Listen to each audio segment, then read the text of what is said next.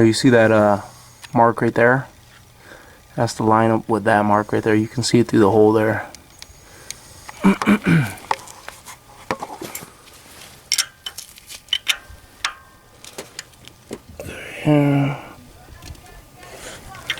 Yes, I know I should be doing it from the bottom. I already did. I'm just showing you right here. It's pretty much lined up. So that's lined up. You could see it through here actually. And then, so that's the lined up timing for that. You would think this is lined up to something right here, but it really doesn't. If you want, you could put a mark here. That helps you out. From down below though, let me get my...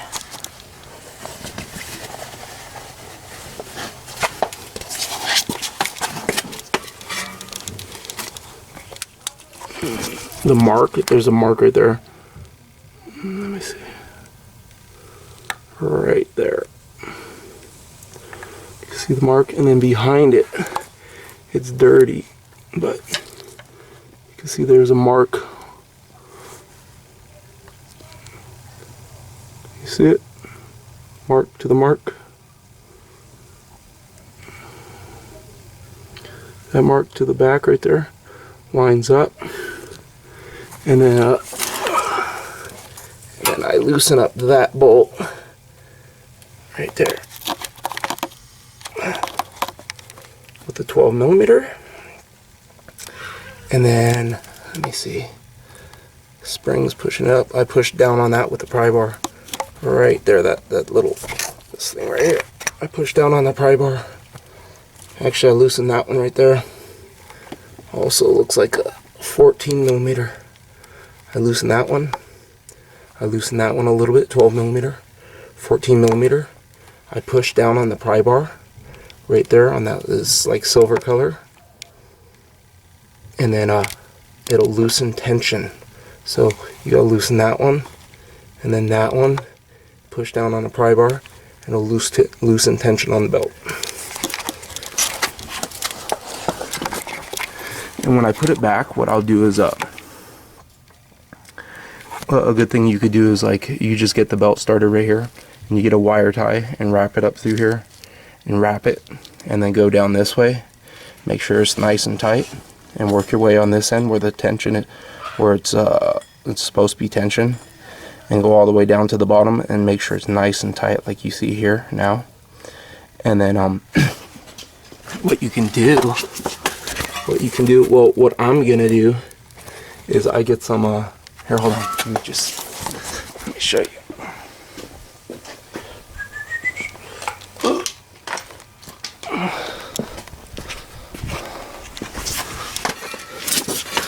Yeah, I apologize if the light's not so great. You get these small vice grips, and this is the 6LN, and then you wrap it and get it tight here. You make sure it's top dead, and you go like this. It's nice and it's a little bit loose. So from the tension end on the top, it'll be tight, and then you want tension coming down here, and to keep this from moving, you could do that like that. And I want you to notice something. It's a Kia engine, but right, it's a Hyundai whatever motor. So and then once you do it like this, you got it in time from here to up there, and then you could fiddle around over here with getting the tension tight over here. So I'm just gonna I'll remove the belt, and I'll show you what it looks like with the belt off. And don't give me too much shit for using this. This was real loose. But also another thing you could do is you could get like door stoppers and push them in here, or just piece of paper and wedge it in here. That way it doesn't come off like this, because you don't want to mess up when you're doing the timing. Let me loosen the 12mm and the 14mm, and 12, 14. I'm gonna clean this area real good, look for a leak, and then that's just going to be the finale of this. And it's just basically, it's real easy, this timing belt. It's the reversal removal. And you notice on this one, you don't see any type of crankshaft position sensor. It might be on the back ring gear of the flywheel or something. So let me just loosen that up, take the belt off, and that'll be the finale of this this Kia Rio 1.6 liter 2006. So I got the there was two 12 millimeters actually. That one down there, I loosened that up, and that one down right there, I loosened both of those up. I did not take them out. And I get a pry bar and I put it right there, and then you just push down on that pry bar, and what happens is this moves. You see it moving, and then what I'm just gonna push like this and then pull the belt off, and that's it. Push down, pull, see the tension comes up, and pull that belt off. See it move? See the tension comes off? I could pull it from up top here, I could pull it from the side, I could pull it from different places. I might have to take that bracket off. Let me see. Might have to take this bracket off. Maybe. Probably not. I could just take it off from the bottom over here and work its way. I'll just take it off from the bottom over here and come off. And then when you're putting it back, you could just put the wire tie right here, wrap it, make it nice and tight right here, put it down. Here's the water pump, by the way. If you're doing the water pump, what you can do is you can remove this, which I think it's let's see, 12 millimeter. Remove that, and then you would have, let me see, 1, 2, 3. You'd probably have to take this tensioner off right here, which would require moving the 12 millimeter and the 12 millimeter after you have the belt off. And then there's one bolt right here. That would be one 12 millimeter. And then there is another one right here, another 12 millimeter, and another one over here, which you can't see real well, another 12 millimeter. And it looks like there's one more down below. Let me see if I can't get it. Down here there's one more. You can barely see it. And then the water pump should just pop off. And then that would be it for the water pump. Other than that, it's pretty easy. And then if you wanted to change the seal, this is a 17 millimeter right here. Pop that off, pop the seal off like you've seen in my Honda timing belt video, and put the belt back just the same way you removed it. Turn the engine over by 360 degrees by hand. Do not just put a belt and then go start the engine, because if it skips a tooth because of what the tension or whatever, it will damage, it might damage something, because this is an interference engine. So anyways, so I just, there it is, there's a look at it.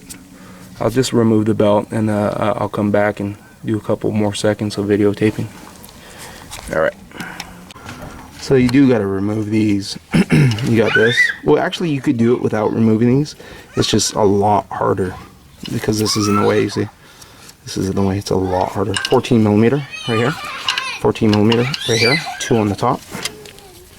And then you got another one down here. 14 millimeter.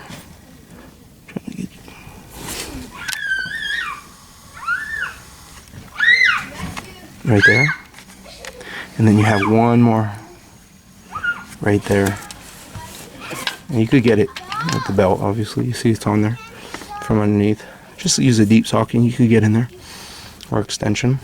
So you got them 1, 2, 3, 4, 2 up here, 2 on the sides, down there. This comes right off, and then you just push down on that. You just push down on that right there. Push down on it, and it takes some force. If you're lightweight, like literally lightweight, you might want to get a big person over 200 pounds to push down on the thing. I had somebody over here pushing down while I was trying to take the belt off, and it was not happening so great. And then you just put everything back. You just put the belt back. Make sure there's tension right here. Like I said, get a zip tie, zip tie it here first, zip tie it, work it, go down from below and pull hard. Pull hard. Actually, what you can do is you can back up to the counterclockwise one tooth and then put it on, and then it'll tighten it. But you got to be real careful. You got to make sure that it is in time still down there. But that's just one option because it's hard to pull down on this. So you could back it off one tooth. Like you could rotate the crank that way one tooth and then put this on where it's like almost tight, and then rotate it and it'll tighten it up like that. And then when you're down there, you could just use the like I told you, to hold it in place, because it's still going to be loose. You could just use this and just hold it like that. Make sure you don't put too much pressure though, like that, and just hold it. Or you could get something and wedge it right here, and then that'll be good here all the way down here. And then all you got to do is have somebody push down right there while you put the belt on right here. And then once it's on, you let go, it'll give it tension, and then you just got to tighten those bolts. Tighten this one first right here in the middle, and then tighten that one. You can look up the specs for it. They're probably around 20 pounds, maybe a little bit more. Not more than that though, because it's like going into aluminum. You don't want to over tighten and mess up threads. So anyways guys, that's the end of the video. You know, I show you enough right here. And if you wanted to change the pulley, it's right here. It's like 14 millimeter. Let me get my 14 millimeter. That's 14 millimeter. If you wanted to take that off, that'd be 14 millimeter. And then that's 12 millimeter if you wanted to do the water pump. And then 1, 2, 3, 4, 5, like 4 for the water pump. You could fill the water pump. You could look below the water pump to see if it, like on the weep hole, to see if it's not leaking out a little bit. Thanks for watching guys, and just put everything back the way it was. You know, just reverse the procedure. So you know, we're using the same as the Hyundai, the 10 millimeter sockets and wrenches, 12 millimeter sockets and wrenches, 14 millimeter sockets and wrenches, 17 millimeter sockets and wrenches, 21 millimeter sockets for the wheels, for the wheel nuts. Actually, this one had a 19 millimeter on it. And then let me see, and then the 22 millimeter for the crank bolt. And let me see, for the crank bolt, you can get yourself like a cheap impact from Harbor Freight for about 60 bucks, the electric impact. You don't have to have an air compressor, and it should knock this one off. If not, if you look at my other videos, there's one where I have that chain. You could get a chain that wraps around here for like maybe 35 bucks, and it'll hold it in place, that chain. It's called a chain wrench. So you can get a chain wrench online. It's got to be at least like 25 inches long. All right, thanks for watching guys. Comment, rate, subscribe.